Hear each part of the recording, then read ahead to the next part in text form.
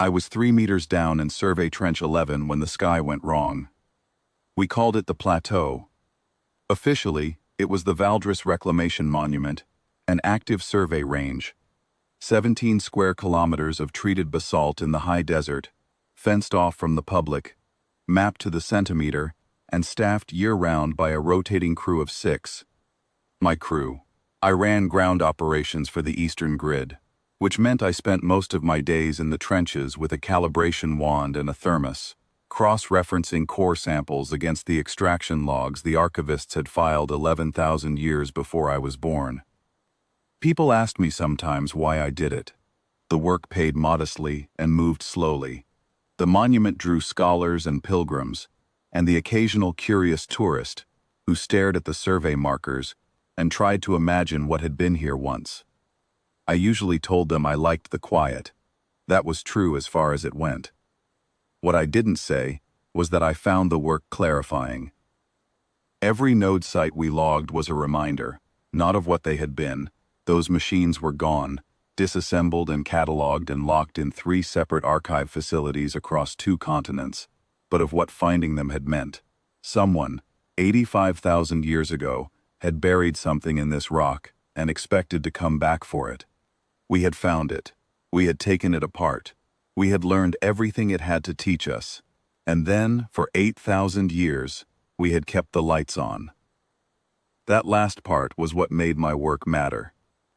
I was logging core sample 1140 when the proximity alert sounded on my wrist unit, not the slow pulse of a tourist drone drifting too close to the perimeter, the hard, flat tone that meant something had crossed the outer detection threshold at orbital altitude. I climbed out of the trench. The sky above the plateau was the color of old copper, the way it always looked in late afternoon when the heat rolled off the basalt. I put my hand over my eyes and looked up, which was a useless instinct. You cannot see what I was looking for with the naked eye at that distance. But the instinct is old, and the body does not consult reason. My wrist unit updated, then again.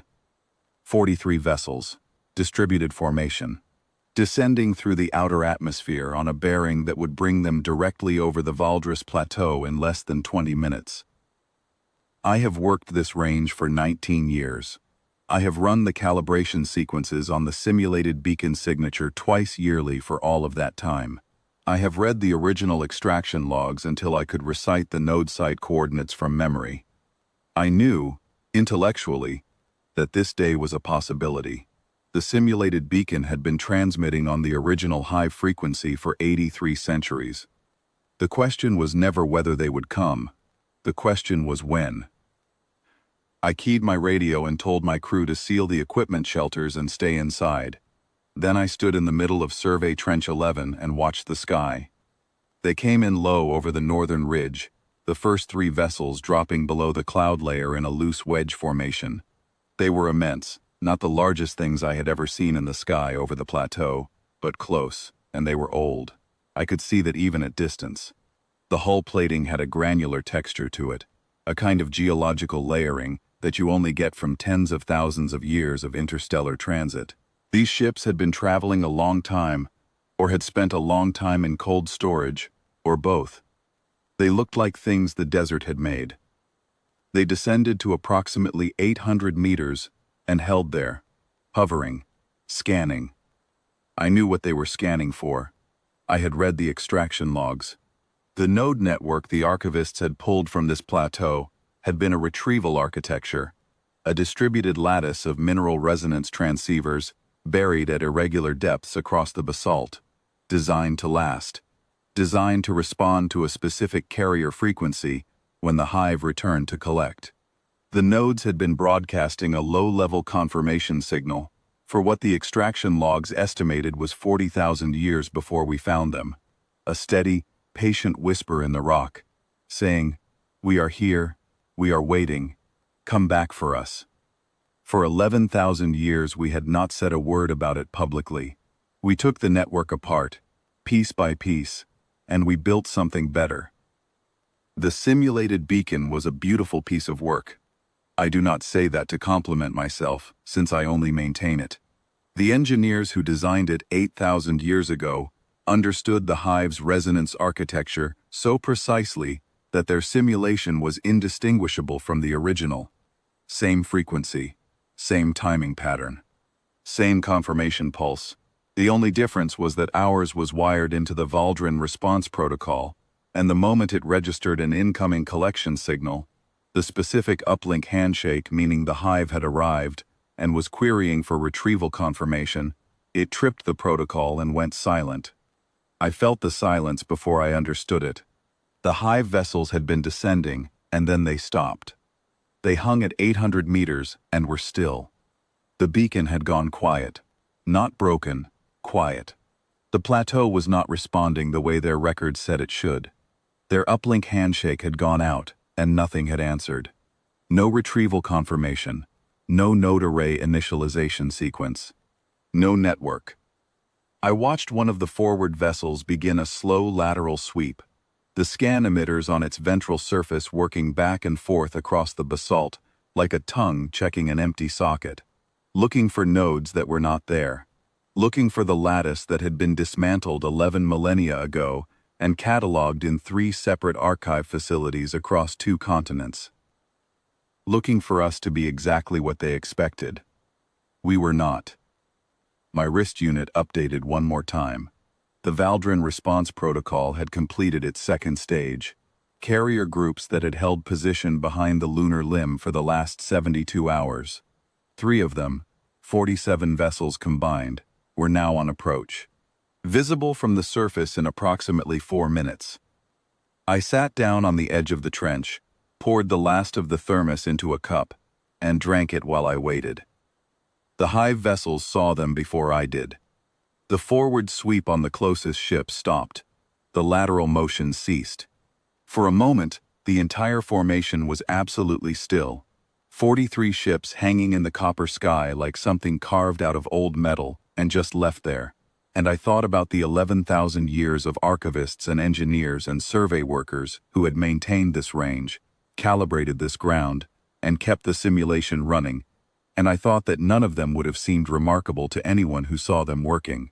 Slow, unglamorous, patient labor, core samples and calibration wands, and annual maintenance logs.